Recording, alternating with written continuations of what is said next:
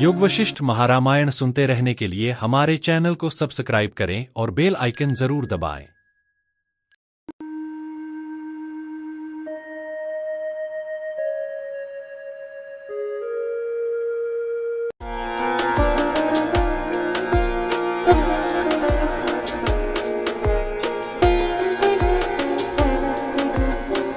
सर्ग 115, जिसमें श्री रामचंद्र जी की जिज्ञासाएं, उनके बोध से उत्पन्न आश्चर्य और श्री वशिष्ठ जी द्वारा उस पर दिए गए गहन उत्तरों का विवरण है। श्री रामचंद्र जी अपने ज्ञान और समाधान के बाद 4 प्रश्न उठाते हैं। पहला, जो अविद्या वास्तविक नहीं है वह कैसे सभी प्राणियों को वश में कर सकती है। दूसरा, माया और उसके स्वरूप को विस्तार से समझाने का अनुरोध। तीसरा, राजा लवण किस प्रकार ऐसी गंभीर आपत्ति के शिकार हुए। चौथा, वह ऐन्द्रजालिक कौन था जिसने राजा लवण को भ्रम में डाल दिया और फिर चला गया। श्री वशिष्ठ जी ने इन प्रश्नों का क्रमशः समाधान करते हुए जीवन, मन, चित्त और माया के गूढ़ तत्वों को स्पष्ट किया। देह जड़ है और कुछ भी करने में असमर्थ है। चित्त जो चिदाभास से युक्त है, सुख दुख का भोगता है। चित्त अविद्या और अहंकार से प्रभावित होकर कर्म फल का भोग करता है। अविद्या से उपजा भ्रम संसार के तृणवत हल्के स्वरूप को भी वास्तविक बना देता है। यह भ्रम अज्ञान रूपी निद्रा के समान है, जो मन को स्वप्न जैसे असत्य अनुभव कराती है। मन ही समस्त क्रियाओं का मूल है और वही शुभ अशुभ कर्मों का भोक्ता है। अज्ञान से बंधा मन विविध कल्पनाओं और विभ्रमों का अनुभव करता है, जिससे दुख और बंधन उत्पन्न होते हैं।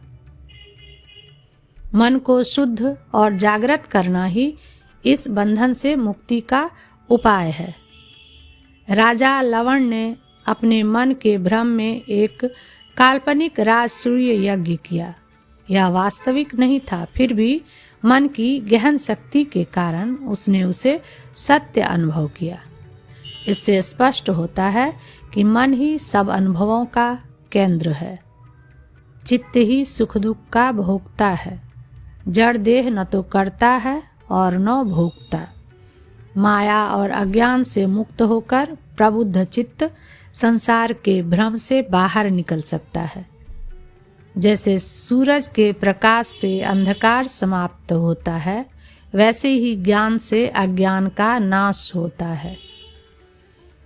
ये थे सर्ग 115 के भावार्थ। और अब आइए विस्तार से जानते हैं सर्ग 115 को। योग वासिष्ठ महारामायण, सर्ग 115, उत्पत्ति प्रकरण। श्री रामचंद्र जी का बोध से आश्चर्य वर्णन, माया और उसके नाश की स्थिति, राजा लवण की आपत्ति के कारण का निरूपण। श्री वाल्मीकि जी ने कहा, भगवान महात्मा श्री वशिष्ठ जी के ऐसा कहने पर कमल की पंखुड़ी के समान विशाल नेत्र वाले श्री रामचंद्र जी विकसित पद्म के समान सुशोभित हुए। जैसे अंधकार के नष्ट होने पर सूर्य भगवान के दर्शन से कमल प्रसन्न होकर शोभा को प्राप्त होता है, वैसे ही समाधान से संतुष्ट हुए श्री रामचंद्र जी अज्ञान के नष्ट होने पर प्रफुल्लित अंतःकरण वाले होकर शोभा को प्राप्त हुए। बोध से उत्पन्न हुए आश्चर्य से मंद मंद मुस्कुराहट से जिनका मुख कमल प्रकाशमान है, ऐसे श्री रामचंद्र जी ने दांतों की किरण रूपी सुधा से धोई हुई यह वाणी कही। श्री रामचंद्र जी ने कहा, मुनिवर, जो अविद्या है ही नहीं उसने सब लोगों को वश में कर लिया, यह बड़े आश्चर्य की बात है। यह कथन तो कमल के नाल से उत्पन्न हुए तंतुओं से पर्वतों को बांधने के तुल्य है, जो अविद्या से तीनों जगतों में असद ही सत्य की तरह स्थित है। यह तो तृण मात्र तीनों जगतों में वज्रता को प्राप्त हो गया। त्रिभुवन रूप आंगन में स्थित इस संसार माया रूप नदी का स्वरूप मेरे ज्ञान के लिए फिर कहिए, हे महात्मन। और दूसरा यह संदेह जो मेरे हृदय में बैठा है वह यह है कि वह महाभाग राजा लवण किस प्रकार आपत्ति को प्राप्त हुए, हे ब्राह्मण। और तीसरा प्रश्न यह है कि काठ और लोह के समान परस्पर संयुक्त, मल्ल और मेष के समान परस्पर के आघातों से आक्रांत देह और देही है। इन दो में से कौन सा शुभ और अशुभ फल का एकमात्र भाजन संसारी है। चौथा संदेह यह है कि राजा लवण को उस प्रकार की बड़ी भारी आपत्ति देकर चंचल कार्य करने वाला वह इंद्रजाली क्यों चला गया और वह कौन था। इस प्रकार पूछे गए श्री वशिष्ठ जी विवेक की दृढ़ता में प्रकृष्ट हेतु होने का कारण पहले तृतीय प्रश्न का समाधान करते हुए अर्थात प्रथम प्रश्न का भी समाधान करते हैं। श्री वशिष्ठ जी ने कहा, हे निष्पाप रामचंद्र जी, इस संसार में काष्ठ और भीत के समान जड़ देह कुछ भी नहीं है, यानी वास्तविक नहीं है। स्वप्न के प्रकाश की नाई इस चित्त ने कल्पना कर रखी है। इससे यह निष्कर्ष निकला कि अचेतन होने से और असत होने से शरीर कर्मफल का भोक्ता नहीं हो सकता। तो भोक्ता कौन है? इस पर कहते हैं, जीवता को प्राप्त हुआ चित्त भोक्ता है। शंका, चित्त भी तो जड़ है, अतः यह भोक्ता कैसे? समाधान, चिदाभास के तादात्म्य को प्राप्त हुए चित्त में जाड्य रूप दोष नहीं रहता। उक्त चित्त का भोक्तृत्व में आग्रह है और वह बंदर के बच्चे के समान चंचल है। वही जीव है ऐसा कहते हैं। नाना प्रकार के शरीरों को धारण करने वाला कर्मफल का भागी जो यह देही है, वह अहंकार, मन, जीव आदि पर्यायों से कहा जाता है। हे राघव, अप्रबुद्ध जीव के ये अनंत सुख दुख होते हैं और प्रबुद्ध के नहीं होते। शरीर के भी ये सुख दुख आदि नहीं होते। अज्ञानी मन, जिसने नाना प्रकार की संज्ञाओं से अनेक कल्पनाएं कर रखी हैं, अनेक प्रकार की वृत्तियों में प्रवेश करता हुआ विचित्र विचित्र आकार को प्राप्त हुआ है। जब तक मन अज्ञ रहता है तभी तक निद्रित रहता है और स्वप्न में नाना प्रकार के भ्रमों को देखता है, लेकिन ज्ञानी मन कदापि इन विविध विभ्रमों को नहीं देखता। अज्ञान निद्रा से पीड़ित हुआ जीव जब तक अज्ञान रूप निद्रा से जगाया नहीं जाता, तब तक अभेद्य संसार रूप स्वप्न भ्रम को देखता है। जैसे दिन के प्रकाश से विकसित होने वाले कमल के मध्य का अंधकार नष्ट हो जाता है, वैसे ही प्रबुद्ध हुए मन का संपूर्ण अंधकार विलीन हो जाता है। चित्त, अविद्या, मन, जीव, वासना, कर्मात्मा, इन नामों से विद्वानों द्वारा जो कहा जाता है, वह देही दुख का भोक्ता है। देह जड़ है, अतएव देह दुख भोग के योग्य नहीं है। जीव ही अविचारवश दुखी होता है। अविचार सघन अज्ञान से होता है, इसलिए संपूर्ण दुखों का कारण अज्ञान है। जैसे रेशम का कीड़ा रेशम के कोश से बंधन को प्राप्त होता है, वैसे ही जीव भी अविवेक रूपी दोष से शुभ और अशुभ धर्मों का भाजन बना है। अविवेक रूप रोग से बंधा हुआ विविध वृत्तियों से युक्त मन अनेक आकारों में विहार द्वारा चक्र के समान घूमता है।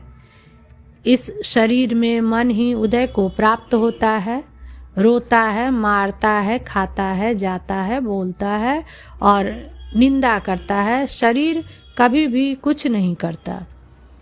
हे श्री रामचंद्र जी, जैसे घर में घर का मालिक अनेक प्रकार की क्रियाएं करता है किंतु घर कुछ भी नहीं करता, वैसे ही देह में जीव विविध चेष्टाएं करता है, जड़ देह कुछ नहीं करता। सब सुख दुखों में और सब कल्पनाओं में मन ही करता है और मन ही भोगता है। मन को आप जीव जानिए।